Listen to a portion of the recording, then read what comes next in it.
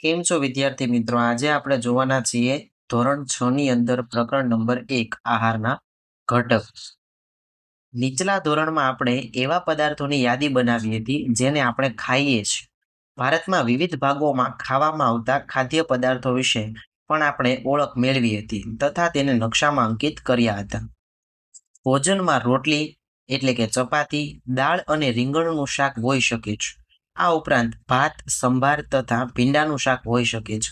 આ સિવાય ભોજનમાં અપમ એટલે કે ઇડલી જેવી વાનગી, માછલી તથા શાકભાજી હોઈ શકે છે. સામાન્ય રીતે આપણા આહારમાં અનાજની બનેલી ઓછામાં ઓછી એક વાનગી તો હોય છે. બીજી વાનગી તરીકે દાળ અથવા માંસની કોઈ વાનગી તથા શાકભાજી હોઈ શકે છે. તેમાં દહીં, છાશ, બટરમિલ્ક તથા અથાણા, પિકલ્સ જેવી વાનગીઓ પણ સામેલ થઈ શકે છે. વિવિધ પ્રદેશોના આહારના કેટલાક ઉદાહરણો કોષ્ટકમાં આપવામાં આવ્યા છે. ખોરાકને પસંદ કરી તેનો કોષ્ટકમાં ક્રમ ઉમેરો. કોષ્ટક 1.1 વિવિધ પ્રદેશો અથવા રાજ્યોના કેટલાક સામાન્ય ભોજનો. પ્રદેશ અથવા રાજ્યો. પંજાબની અંદર અનાજની વાનગી તરીકે મકાઈનો રોટલો, દાળ અથવા માંસની વાનગી તરીકે રાજમા અથવા વાલના બીજ, શાકભાજી તરીકે સરસવનું શાક, સરસવની ભાજીનું શાક, અન્ય દહીં અથવા તો ઘી. તેવી જ રીતે આંધ્રપ્રદેશની અંદર ભાત, દાળ અથવા માંસની વાનગીમાં તુવેર દાળ અને રસમ, શાકભાજીમાં કંદૂર એટલે કે ટીંડોળા, અન્યમાં છાશ, ઘી તથા અથાણું. ક્યારેક આપણા ભોજનમાં ખરેખર બધા જ પ્રકારની વાનગી હોતી નથી. જ્યારે આપણે પ્રવાસ પર નીકળ્યા હોઈએ ત્યારે આપણે તે જ ખાઈએ છીએ જે રસ્તામાં ઉપલબ્ધ હોય. આપનામાંથી કેટલાક માટે મોટે ભાગે બધા પ્રકારની વાનગી ખાવી શક્ય નથી. કેટલાક અહીં તમને જંક ફૂડના ઉદાહરણો આપેલા છે કે જે આપણે કોઈ પ્રવાસમાં નીકળ્યા હોય ત્યારે આપણને રસ્તામાં આપણે ખાવા પડતા હોઈએ છીએ, કારણ કે બધી જ જગ્યાઓએ છે એ સમતોલ આહાર મળવો શક્ય નથી. આહારમાં વિવિધ ખાદ્ય પદાર્થોના આ પ્રકારના વર્ગીકરણનું કોઈ કારણ હોવું જોઈએ. શું તમે માનો છો કે આપણા શરીરને વિશિષ્ટ ઉદ્દેશ્ય માટે વિવિધ પ્રકારના ખોરાકની આવશ્યકતા હોય છે? 1.1 વિભિન્ન પ્રકારના ખાદ્ય પદાર્થોમાં શું શું હોઈ શકે છે? આપણે જાણીએ છીએ કે દરેક ખોરાકની વાનગી એક અથવા વધારે પ્રકારના ઘટકોથી બને છે કે જે આપણને વનસ્પતિ અથવા પ્રાણીઓમાંથી મળે છે. અહીં તમને વિવિધ પ્રકારના ખાદ્ય પદાર્થોના ઉદાહરણો આપેલા છે. આ ઘટકો આપણા શરીર માટે જરૂરી કેટલાક આવશ્યક દ્રવ્યો ધરાવે છે. આ દ્રવ્યોને પોષક દ્રવ્યો એટલે કે પોષક તત્વો કહે છે. આપણા આહારના મુખ્ય પોષક તત્વો કાર્બોદિત, પ્રોટીન, ચરબી, વિટામિન તથા ખનિજ ક્ષારો છે. આ ઉપરાંત આહારમાં પાચક રેસાઓ તથા પાણી પણ સામેલ છે, જેની આપણા શરીરને આવશ્યકતા છે. શું બધા ખાદ્ય પદાર્થો આ બધા પોષક દ્રવ્યો ધરાવે છે? કેટલીક સરળ પદ્ધતિ દ્વારા આપણે તે ચકાસી શકીએ છીએ કે રાંધેલા ખોરાકમાં કે કાચી સામગ્રીમાં એક અથવા વધારે પોષક દ્રવ્યો હાજર હોય છે. આ પરીક્ષણો કરવા માટે તમને આયોડીન, કોપર સલ્ફેટ તથા કોસ્ટિક સોડાના દ્રાવણોની જરૂર પડશે. તમને કેટલીક ટેસ્ટ ટ્યુબ તથા ડ્રોપરની પણ જરૂર પડશે. જો જરૂરી દ્રાવણ તૈયાર સ્વરૂપે ન હોય તો નીચે મુજબ શિક્ષકની મદદથી બનાવવું. પાણીથી અડધી ભરેલી ટેસ્ટ ટ્યુબમાં ટિંચર આયોડીનના થોડા ટીપા ઉમેરીને આયોડીનનું મંદ દ્રાવણ બનાવો.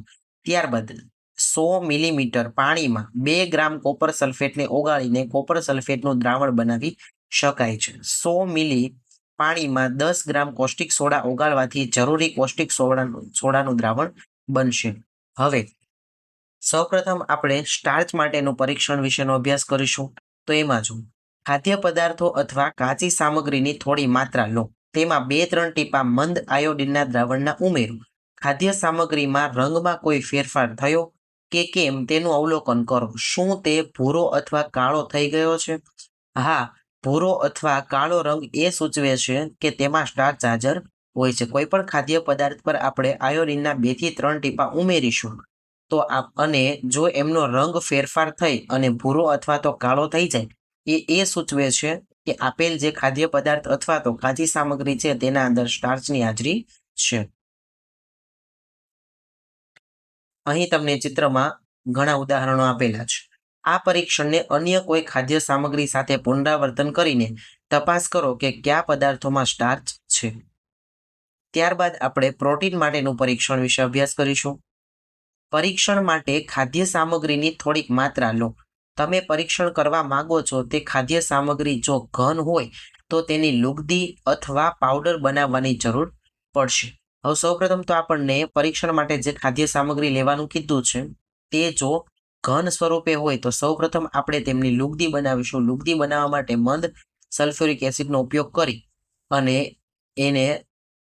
એની સાથે પલાળી અને એમની લુગદી બનાવીશું. ત્યારબાદ ખાદ્ય પદાર્થની થોડી માત્રાને વાટીને તેનો પાવડર એક સ્વચ્છ ટેસ્ટ ટ્યુબમાં લો. તેમાં 10 ટીપા પાણી ઉમેરી ટેસ્ટ ટ્યુબ બરાબર હલાવો. એ રીતે પણ આપણે લુગદી બનાવી શકીએ છીએ. હવે ડ્રોપર વડે ટેસ્ટ ટ્યુબમાં 2 ટીપા કોપર સલ્ફેટના દ્રાવણના તથા 10 ટીપા કોસ્ટિક સોડાના દ્રાવણના નાખો. બરાબર હલાવીને ટેસ્ટ ટ્યુબને થોડી મિનિટ માટે રહેવા દો. તમે શું જોયું? શું ટેસ્ટ ટ્યુબમાં રહેલ પદાર્થ જાંબલી રંગનો થઈ ગયો? જાંબલી રંગ ખાદ્ય પદાર્થમાં પ્રોટીનની હાજરી સૂચવે છે. સૌપ્રથમ આ પ્રયોગની અંદર આપણે શું કર્યું તો કે ખાદ્ય પદાર્થ લીધો. ખાદ્ય પદાર્થ જો ઘન સ્વરૂપે હોય તો એમની લુગદી બનાવી, અથવા એ પ્રવાહી સ્વરૂપે હોય અથવા પાવડર સ્વરૂપે હોય તો આપણે શું કરીશું, એક ટેસ્ટ ટ્યુબમાં લઈને તેમાં 10 ટીપા પાણી નાખો. ત્યારબાદ તેને ડ્રોપર વડે હલાવી અને એમાં ડ્રોપર વડે 2 ટીપા કોપર સલ્ફેટ દ્રાવણના ઉમેરી અથવા તો 10 ટીપા કોસ્ટિક સોડાના દ્રાવણના નાખો. બરાબર હલાવશો. જો એના રંગમાં ફેરફાર થઈ અને પદાર્થ છે એમાં જાંબલી રંગ થઈ જાય તો આપેલ પદાર્થની અંદર પ્રોટીનની હાજરી છે એવું આપણે સૂચન કરી શકીએ. ત્યારબાદ ત્રીજું પરીક્ષણ છે ચરબી માટેનું પરીક્ષણ. ખાદ્ય સામગ્રીની થોડીક માત્રાનો તેને એક કાગળમાં વીંટાળો અને છૂંદો. ધ્યાન રાખો કે કાગળ ફાટી ન જાય. હવે કાગળને ખોલીને સીધો કરો અને ધ્યાનપૂર્વક તેનું અવલોકન કરો. શું તેના પર તેલી ડાઘા છે? કાગળને પ્રકાશની સામે લાવો. શું તમને ધબ્બામાંથી પસાર થઈને આવતો ધૂંધળો પ્રકાશ દેખાય છે? ચરબી માટેનું પરીક્ષણ માટે આપણે સૌપ્રથમ કાગળ લઈશું. કાગળની અંદર કોઈ પણ એક ખાદ્ય સામગ્રી લઈશું કે જેની અંદર ચરબી હાજર છે કે નહીં એ તપાસ કરવાની છે. ત્યારબાદ એને છૂંદો કરીશું. જો કાગળ છે તેના પર તેલી ધબ્બાઓ દેખાશે તો આપણે એ નક્કી કરીશું કે આપેલ જે ખાદ્ય સામગ્રી છે તેની અંદર ચરબી હાજર છે. અહીં તમને ચિત્રોની અંદર ઘણા બધા ચરબી હાજર હોય તેવી ખાદ્ય સામગ્રીઓના ઉદાહરણ આપેલા છે. કાગળ પર તેલના ડાઘા દર્શાવે છે કે ખાદ્ય પદાર્થોમાં ચરબીની હાજરી છે. ખાદ્ય પદાર્થમાં ક્યારેક પાણીની હાજરી પણ હોઈ શકે છે. આ સ્થિતિમાં આ પદાર્થોને કાગળ પર ઘસ્યા બાદ થોડા સમય માટે કાગળને સૂકવો. જો ખાદ્ય પદાર્થોમાં પાણી હશે તો તે સુકાઈ જશે. જો કાગળ પર તેલના ડાઘા ન દેખાય તો ખાદ્ય પદાર્થ કોઈ પ્રકારની ચરબી ધરાવતો નથી. આ પરીક્ષણો શું દર્શાવે છે? શું તમે પરીક્ષણ કરેલ તમામ ખાદ્ય પદાર્થોમાં ચરબી, પ્રોટીન તથા સ્ટાર્ચ હાજર છે? શું કોઈ એક ખાદ્ય પદાર્થોમાં એક કરતાં વધુ પોષક દ્રવ્યો હાજર હોય છે? શું તમને કોઈ એવો ખાદ્ય પદાર્થ મળ્યો કે જેમાં આમાંથી કોઈ પણ પોષક દ્રવ્ય હાજર ન હોય? આપણે 3 પોષક દ્રવ્યો કાર્બોદિત, પ્રોટીન અને ચરબી માટેનું ખાદ્ય પદાર્થનું પરીક્ષણ કર્યું. વિટામિન તથા ખનિજ ક્ષાર જેવા અન્ય પોષક દ્રવ્યો પણ વિભિન્ન ખાદ્ય પદાર્થોમાં હાજર હોય છે. શા માટે આ બધા પોષક દ્રવ્યોની આપણને આવશ્યકતા હોય છે? કોષ્ટક 1.2 ખાદ્ય સામગ્રી આપેલી છે. એની અંદર કયું પોષક દ્રવ્ય એટલે કે સ્ટાર્ચ, પ્રોટીન અને ચરબી 3માંથી કોની હાજરી છે એ તમને અહીં કોષ્ટકમાં દર્શાવેલું છે. તો સૌપ્રથમ કાચા બટાકા આપેલા છે તો એની અંદર સ્ટાર્ચની હાજરી છે. ત્યારબાદ દૂધ આપેલું છે તો દૂધની અંદર પ્રોટીનની હાજરી છે.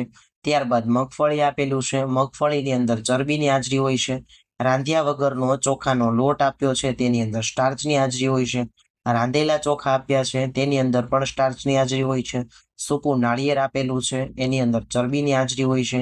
રાંધ્યા વગરની તુવેર દાળ એટલે કે ભૂકો કરેલી તુવેર દાળ આપેલી છે તો એની અંદર સ્ટાર્ચ તથા પ્રોટીન બંનેની હાજરી હોય છે. રાંધેલી દાળ તેની અંદર પણ સ્ટાર્ચ અને પ્રોટીન બંનેની હાજરી હોય છે. કોઈ પણ શાકભાજીનો ટુકડો એમની અંદર સ્ટાર્ચ હાજર હોય છે. કોઈ પણ ફળનો ટુકડો તો એમની અંદર પણ સ્ટાર્ચ હાજર હોય છે. બાફેલું ઈંડું એટલે કે જે ઉપરનો સફેદ ભાગ હોય છે એની અંદર પણ પ્રોટીન હાજર હોય છે.